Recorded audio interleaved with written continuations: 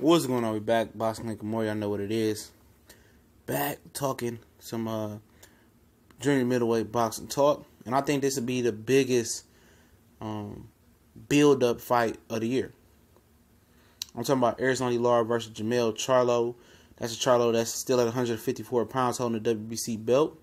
And like we talked about, he fired off about Ronnie Shield and Lara. He said that Derrick James was better trainer than Ronnie Shield, and Errol Spence was a better fighter than Erislandy Lara. Okay. But I think as far as you talking about build up and story, you know, the story to this fight, and if they're able to capture the story, they're able to interact. Like, this is probably the storyline of the year. You know, you're talking about boxing wise.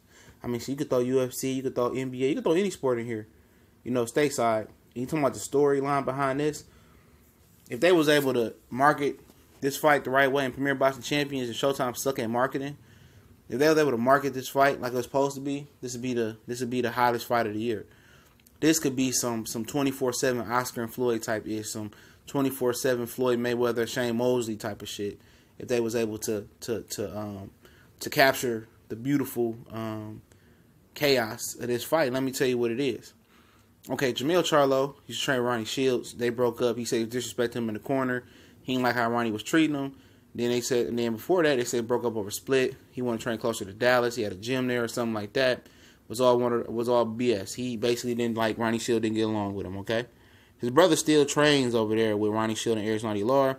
Lara and Ronnie Shield helped, groom the Charlos. They didn't go to the Olympics. They had the Charlos straight out the gate. At 17 years old, they were groomed at the Plex gym with Ronnie Shield and Erislandy Lara. And, I guess a coming point in time where, you got to do what's best for you. And his twin, Jermell, still trains over there at Erislandy Lara. He said that he didn't want Jermell and Erislandy Lara to fight because they kids all play together. They all interact. Their wives all interact together. I guess their families all, they chill together. And he said it was going to be on him if that fight happened. And Jermell Charlo said, you know what? I'm better than any fighter that Ronnie Shield got, including my twin brother Jermell.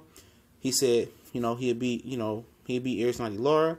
And his brother Jermell said that, F Ronnie Shields and my brother and Lara fight, I ride with my brother. And potentially, Jermell can leave Ronnie Shields and come over to Derrick James with a trainer his choice. So, it's a tough situation. And it's all pending if Erislandy Lara get past Jerry Swift Hurd.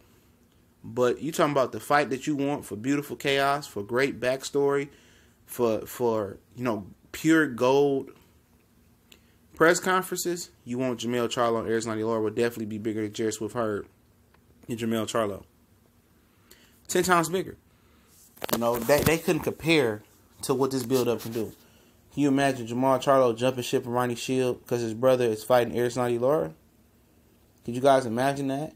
And he says, I'm in my brother's corner. His brother, Jermell and Jermell talking cash shit to Ronnie Shields and Erislandy Lara. The same Erislandy Lara that helped groom them. Now it's the pupil taking on the master. And the pupil's trying to become the master. And it'd be a difficult fight because they both are familiar with each other. But the thing is, Jermell has changed as a fighter. He's not the same fighter that he once was. He was more in the style of Lara, but he was more offensive when he was with Ronnie. Now he with Derrick James, he's more offensive. So it's definitely not the same Jermell Charlo that left the Plex gym. That was at the Plex gym and left. He's definitely a different character. But this fight will definitely have a build-up of the year. And people say, what about, Luis Ortiz and Deontay Wilder? Well, Ortiz don't talk English. So that's tough. His English managers that speak English and all that, they talking for him. What about Golovkin and Canelo? Well, the backstory sucks for Golovkin and Canelo because neither one talk good English. So, I mean, the press conference was boring last year until Billy Joe Saunders stepped up and said something. Abel Sanchez, he kept the juices flowing, but it really wasn't no back and forth. That it wasn't nothing to marvel at. It wasn't no McGregor and Mayweather. And I think this one will be right under McGregor and Mayweather amongst the last 2 years. We will have Ronnie Shields talking junk to both Charlos talking junk to Erislandy Lara. It's not going to be respectful and tasteful. Because when a fighter leaves your gym, it's spite there. Why did he leave me?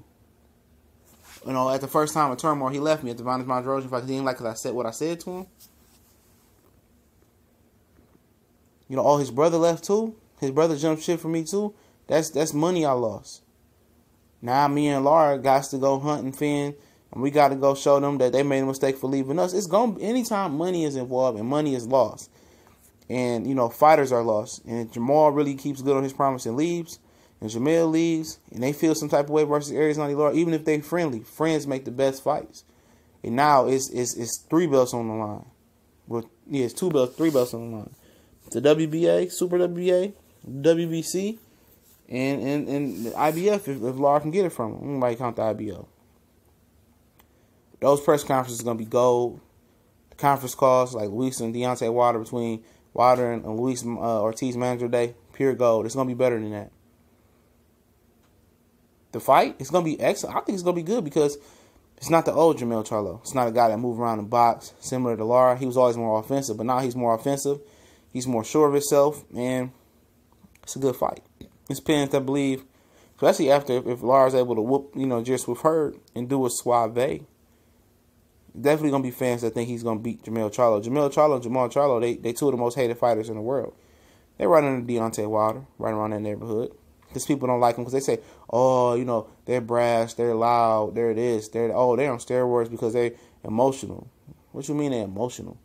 They're emotional because they're holding things in.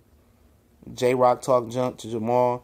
He didn't say nothing the whole 6, 8 months, year until they fought. But after he whooped him, he let him know about it. And that's what you do in the hood. People can never understand that. Erickson Lubin talked all that shit. After he whooped him, everything you hold in come out. They confident, they brash. That's them. Everybody, oh, I wanted to be, you know, be shake hands and be. Hey, boxing be boring as every person in boxing was a gentleman and acted the same or was respectful. People kill me with that. Personalities, different characters build boxing. It makes boxing better. If everybody was all the same, boxing would be bland. It's more than just, you know, being able to be excited in the ring. You have to be excited outside the ring. You got to have some marketability. You got to exude, you got to just produce things. You got to produce certain things to be a star. Be the greatest fighter of all time, but you can be boring. So, this is my opinion on there. Let me know what y'all think about this potential matchup. We go.